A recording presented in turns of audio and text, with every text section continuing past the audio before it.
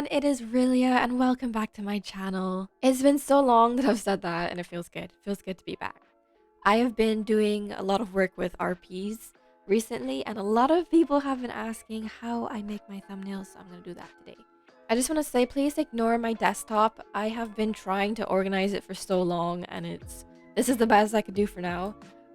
So just ignore that. Okay, so what you're going to need to make a thumbnail. Number one, you're going to need a program. This is how you're going to make your render for your thumbnail.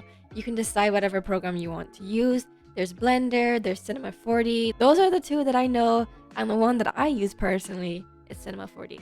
Second, you're going to need a rig, and a rig is basically what you're going to use to make your renders. It's a model, a 3D model, if you want to put it that way.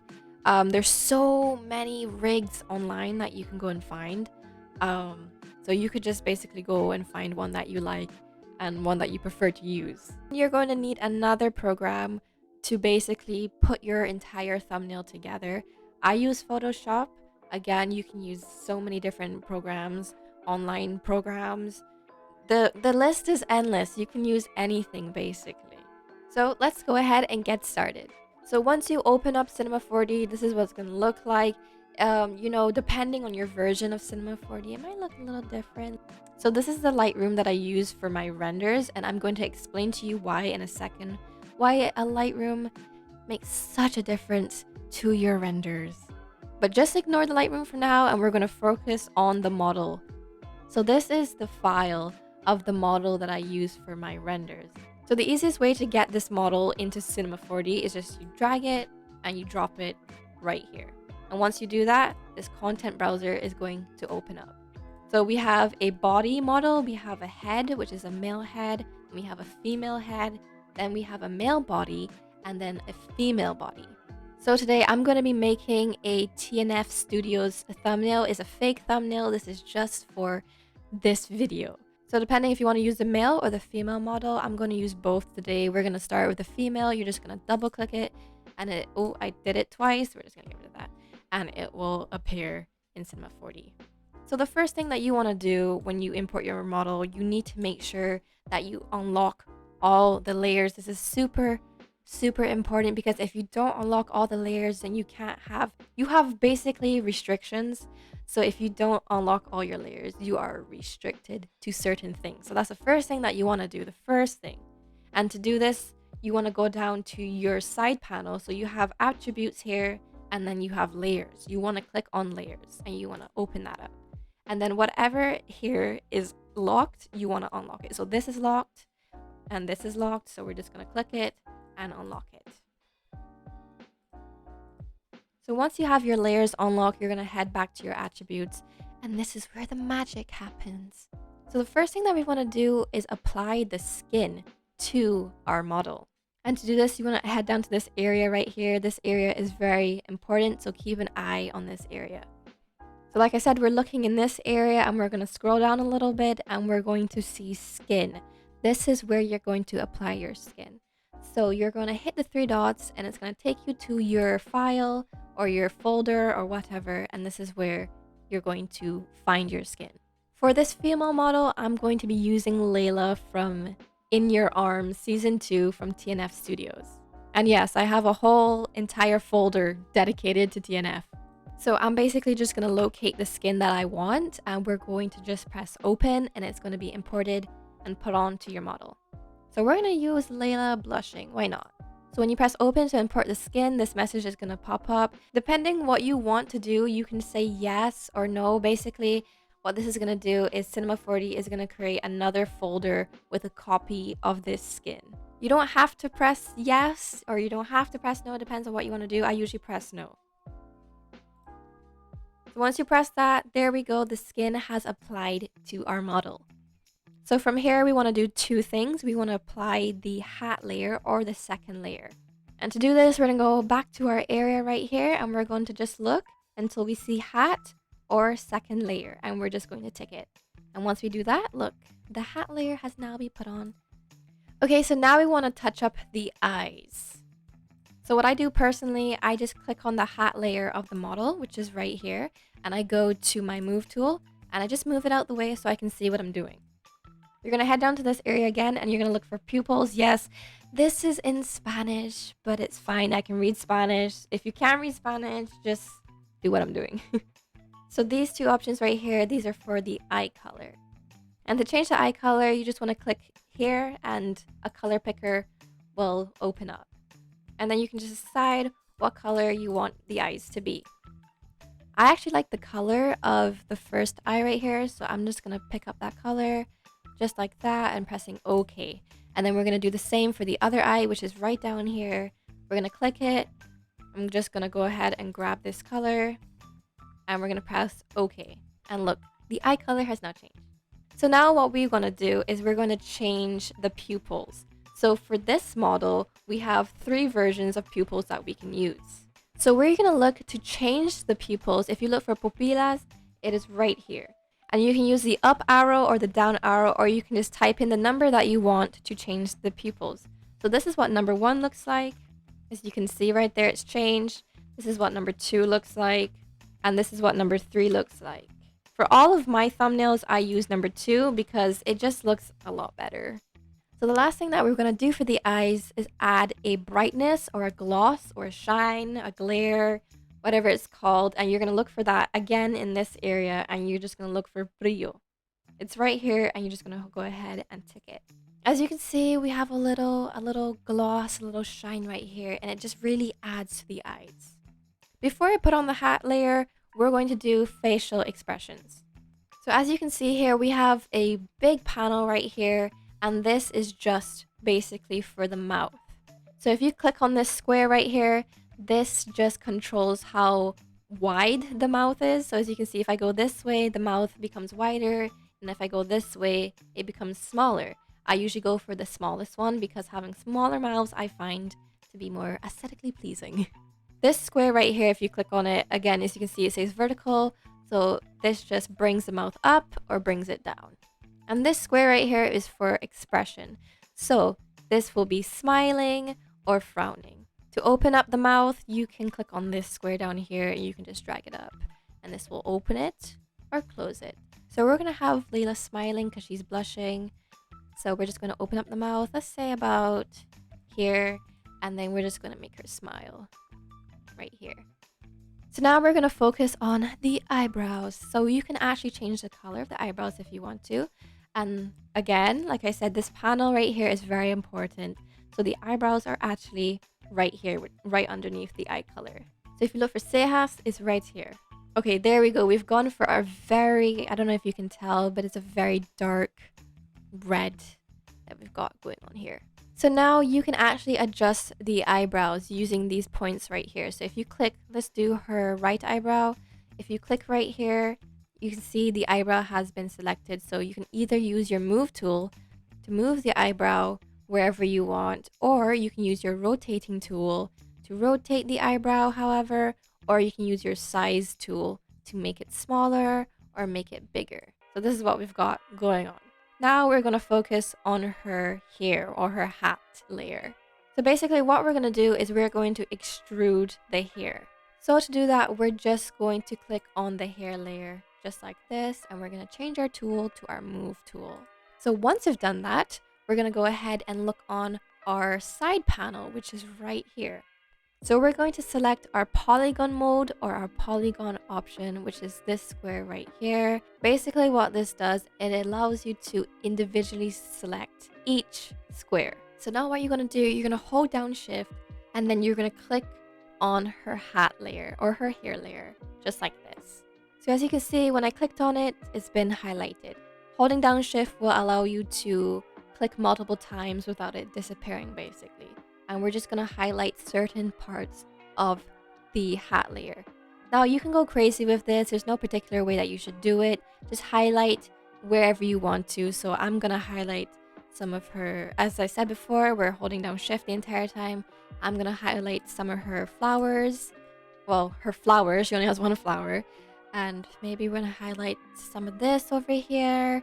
So I think this is good now. So we're going to let go of shift and you can see we're fine, we're good to go. So now that we've done that, we're going to hit D on our keyboard. And once we've done that, an extrude panel has popped up. you need to make sure that your maximum angle is set at 100% or 100 degrees, and then your offset is set at 2 centimeters. You can mess around with your offset a little bit. It doesn't have to be 2 centimeters. I prefer 2 centimeters. You don't want it to be too extruded, if you know what I mean, but I think 2 centimeters is a good place to be. Okay, so once you've typed in 2 centimeters just like this, you want to hit enter. And as you can see, everything that's been highlighted on your hair layer has been extruded. You can see just right here. It's been pushed out by 2 centimeters. So now we're going to move the hat layer back onto her head. And to do this, you can either get the move tool and manually move it, but sometimes you're not always, you don't always get it in the right position. But the easiest way to do it for me is to head down to your position panel, which is down here. And if we move our X back to 0, as you can see, it has gone back to its default position. Now, usually when you extrude the hat layer, it's probably going to double in size most likely. So as you can see, it's a bit big for her head. So to do this, we're going to go to our sizing tool or our scale tool, and we're going to select the hat layer, and we're just going to size it down so that it looks a bit better. Okay, I think that looks pretty good now. I think we're good to go on that. Now that we've done that, the only thing that needs to be done now is her positioning. So we have a lot of stuff going on with the body. So to move her head, you can click on this bar right here. Click on this, make sure that's selected, and you can move her head by moving it this way, or you can decide, hey, I want to rotate her head, or you can rotate it using the rotate tool like this. For her arms, it's the same thing. You want to click on the little bar that's at the end of her arm or the end of her hand, I don't know. And again, same thing, you can decide that you want to use the move tool to move it, or you can use the rotate tool to move it as well. For her torso, you can also move.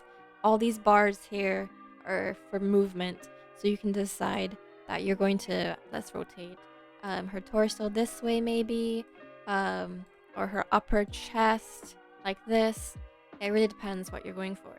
Similar with the arms, you can move the feet. So let's go to our move tool and let's click on the little bar which is at the bottom of her foot, and we can move it up, move it back, move it side to side, rotate it, all of that good stuff. So basically now I'm going to do this entire process all over again with a different character. I'm going to be using David from In Your Arms Season 2. So once I've done that, then we can move forward. Okay, so now that we've got Layla and David in here, I was hoping that maybe I could position them into a couple position, because if you watched In Your Arms Season 2, or even at the end a little bit of In Your Arms Season 1, Layla and David were actually dating. So I'm going to try and see if I can put them maybe in a hugging position, or I don't know, we'll see how it goes. Okay, so I think this is what I'm working with for now. It was something quick, it's nothing special. Yeah, I must say positioning takes a lot of time. You have to get the angles right, but just keep up with it. You'll get it, So yeah, this is the position that I'm going with. Just Layla hugging David. Oh, so cute. So now we're basically done and we just need to render it. So Lightrooms just help the image or the render to come out so much better. So first of all, before I get into that, let me show you how you actually do your render. So you're going to pay attention to these 3 icons up here. So this first one, this is just a preview. It lets you show what your render is going to look like. It's just a preview. This button here actually renders your image, and then this is for the render settings. I don't mess around with render settings too much. I kind of just use the default ones. You can literally go online and Google what the best settings are for your render, but the settings that I'm using, which I'm pretty sure are default settings, are fine. It comes out fine. It comes out great, so yeah. However, let's talk about save a little bit. This is basically where your render or your image is going to end up. So you can choose where you want it to end up, which is with file. So you can just click the 3 dots and you can select where you want your, your render to show up. Um, and then you can choose your format. PNG is the best one. Having a Lightroom is very important. It drastically changes how your render is basically going to turn out. It helps with shading, with highlight, shadowing, all of that good stuff. So we're going to go ahead. Like I said, this is the Lightroom that I'm using. So I'm going to try and put it down in the description as well. Don't worry. So I'm just going to preview it. So let's position to about here. That looks pretty good to me. And we're going to preview it right here. And it's just going to give you a preview. As you can see, it's doing its thing. So this is what we have for our preview. It's looking pretty good, looking pretty good. So we're gonna go ahead now and we are going to render it. So when you render it, this tab or this window will come up and it's basically rendering your image. Rendering can take a while. It really depends, again, the type of Lightroom you have and the type of render that you're doing. If you're doing a massive render, it's going to take a while. If you're doing something very small, then it's not going to take that long. Usually when I'm rendering, it takes between 10 to 15 minutes, sometimes even half an hour. For example, when I did the anniversary, when I did the T&F Studios 2-year anniversary thumbnail, that took so long to render. I had so many models in that. So once this is finished, I shall return and show you what it looks like. As you can see, it is done rendering, so now we can crack open Photoshop. Okay, so we have Photoshop open and we're going to create a new project. So we're just gonna head down to new and we're gonna call this Layla and David. I don't know. David and David. Thumbnail maybe? I don't know. Question mark. So the width we're going to do is 1920 by 1080, and then for the resolution you can leave it at 72. For the background, you can, it depends, you can do transparent, you can do white, it's up to you. I usually just do transparent just to be safe. So now that we have this up, we're going to put in our background. You can use any background that you want to. I'm going to be using a Minecraft background. I'm going to go to File, go to Place, and then find a background. Okay, and there we go. I'm just going to adjust the size, and we are good to go. So now we have our background. So what I do to kind of enhance thumbnails a little bit, I like to make a border. And the way that I do this is I go down to the rectangle tool, which is on the side panel. As you can see, it is right here. And we're just essentially creating a square over the background. So I'm going to choose a color for that square. I'm going to do aqua, and then we're going to click on our rectangular tool and we're going to draw a rectangle.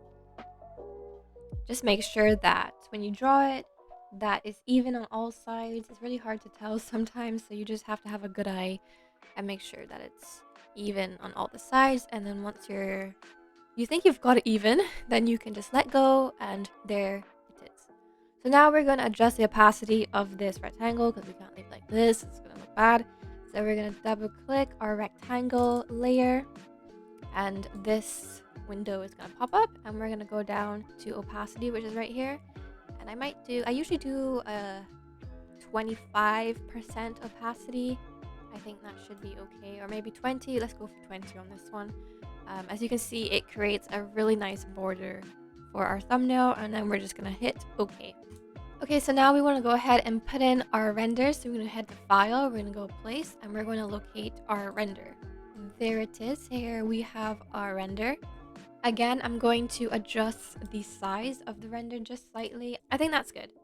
So now what we're going to go ahead and do is we're going to add some tones to this rig or this render that we have here. So we're going to click the layer that the render's on. Again, this tab is going to come up, or a window.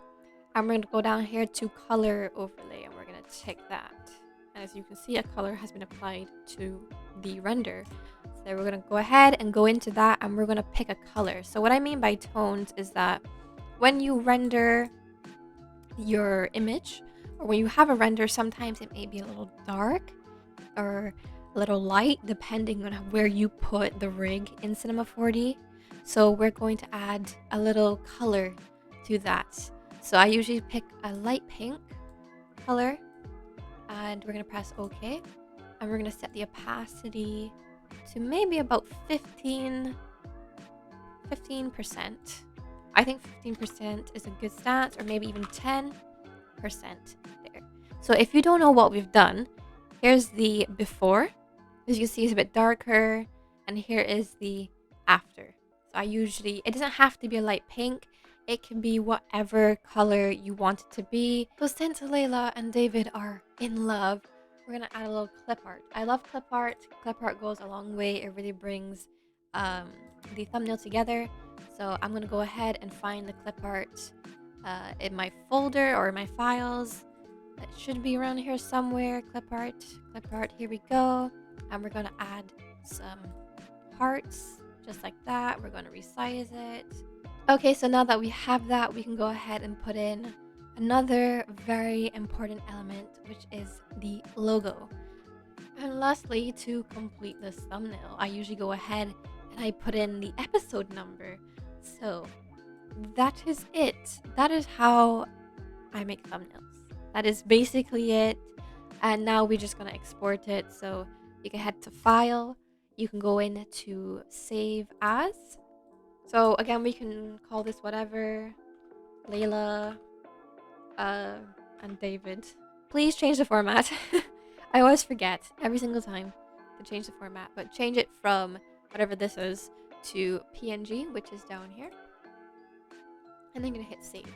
So when you hit save, you're gonna have PNG options pop up, which is talk about compression or interlace. I just leave it how it is. You can change it to your preference, and I just press OK. And then if we go ahead to our desktop, as you can see, here it is. Here is the lovely fake thumbnail that I did. So yeah, that's how I make my thumbnails. I hope this video was helpful, gave you a little insight on what goes on with thumbnail makers. I hope you enjoyed this video. Don't forget to like and subscribe. If you have any questions, of course, feel free to leave a comment, and I'll try and answer anybody that has any questions. So yeah, that's it for today. Thank you so much for watching, and I'll talk to y'all later.